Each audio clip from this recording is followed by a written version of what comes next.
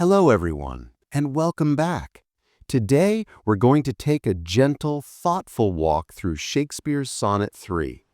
We'll be exploring it line by line, not as a distant, difficult text, but as a heartfelt conversation. My goal is to make these 400-year-old words feel as clear and relevant as if they were written yesterday. So let's find a comfortable pace and jump right in.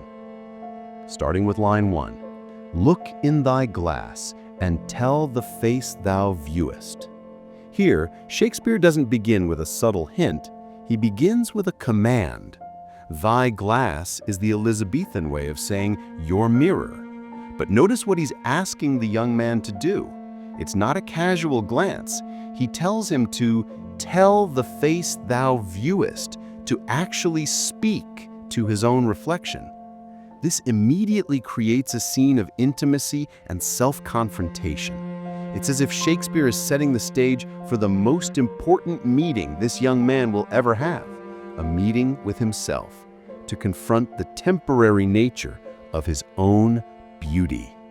In line 2, Shakespeare states, "Now is the time that face should form another."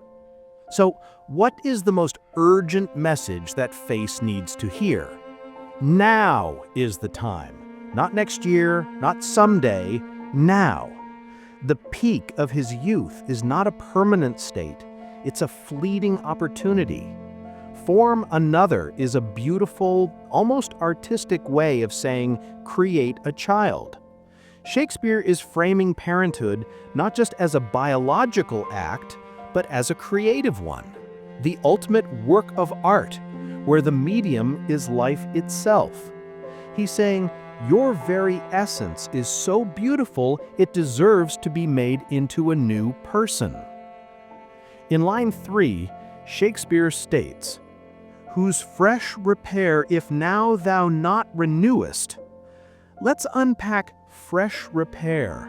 Think of something brand new, perfectly maintained, not yet worn down by time, a new coat of paint, a pristine building. That's the young man's youth. But Shakespeare introduces a powerful if. If you do not renewest, if you fail to perform the necessary maintenance on this gift by creating an heir, then you are letting this perfection decay. It's a quiet but powerful warning that inaction has consequences. Line 4, "Thou dost beguile the world, unbless some mother." And here are those consequences. To beguile is to charm, but also to deceive. By letting his beauty die with him, the young man is tricking the world that admires him. He's offering a masterpiece and then planning to burn it. And unbless some mother is heartbreakingly personal. He's not just failing to give a blessing, he is actively taking it away from a woman who would be honored to be the mother of his child. His choice doesn't just affect him, it ripples outward, depriving others. Moving on to line 5, "For where is she so fair, whose uneared womb?" Now, Shakespeare shifts to a logical yet beautiful metaphor to strengthen his case. What woman is so fair, so beautiful, whose uneared womb? Let's pause on uneared. This is an old farming term. Eared means plowed, so an uneared womb is a field of incredible potential, rich and fertile, but untouched, waiting for its first seeds. He's comparing a woman who has not yet had a child to the most promising land. Line 6, "Disdains the tillage of thy husbandry." He continues the metaphor. Would that field disdain the tillage? Would it look down upon or refuse the farming of thy husbandry? Husbandry is the skill of cultivating the land.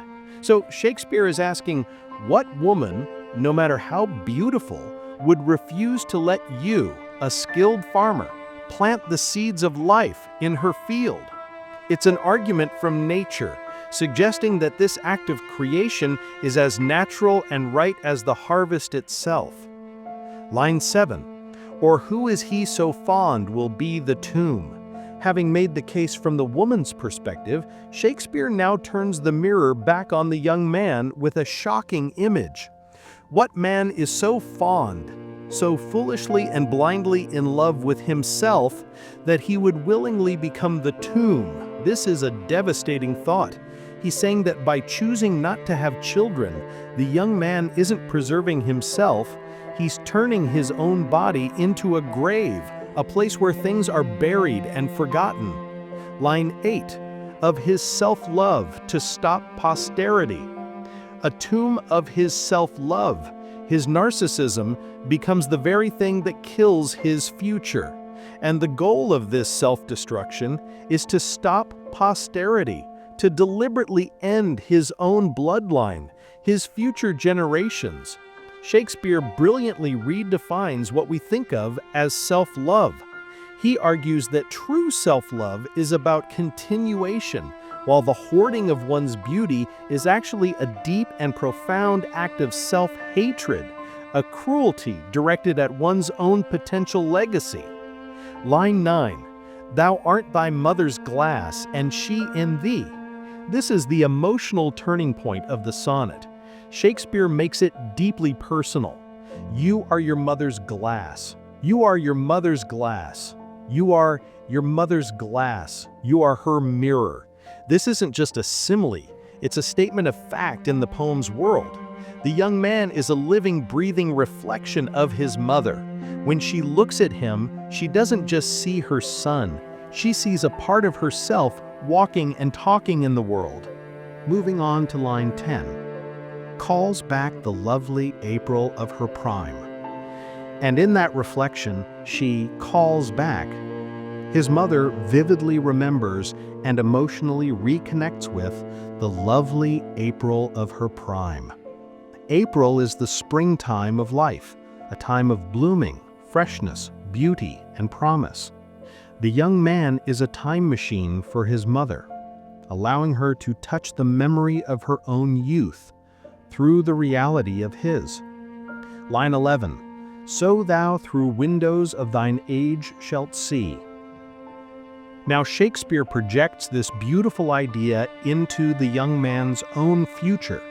He says, "In the exact same way, you, when you are old, will look through the windows of thine age." Those windows are his old, wise, perhaps tired eyes. They are the lenses through which he will view the world in his later years.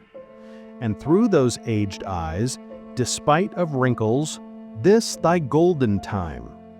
And through those aged eyes, despite of wrinkles, despite all the visible marks of time on his own face, he will see this thy golden time. This golden time refers to the youthful prime he is living in right now. He will see it not in a portrait, but living and breathing in the face of his own child. His son or daughter becomes a living mirror, giving him the incredible gift of seeing his own best self long after it is past. But if thou live, remembered not to be. The final couplet introduces the dark alternative.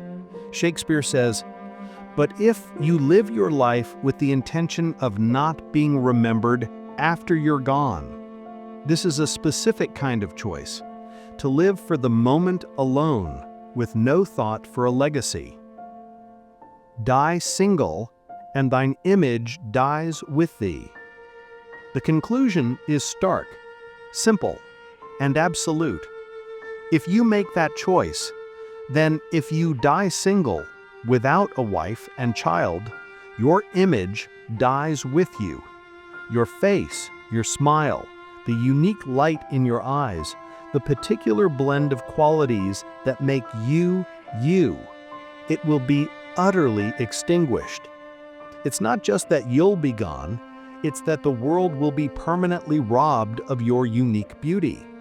The grave won't just claim your body, it will claim your very likeness.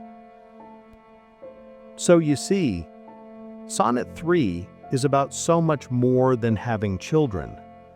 It's a profound meditation on how we are all connected through time.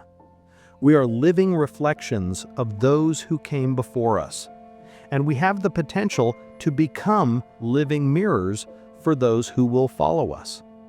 Shakespeare suggests that in sharing our beauty, whether it's physical, artistic, or spiritual, we don't diminish it, we make it eternal. To refuse that call is to break a sacred chain. Thank you for sharing this time with me and for walking so thoughtfully through this beautiful poem. I hope it resonates with you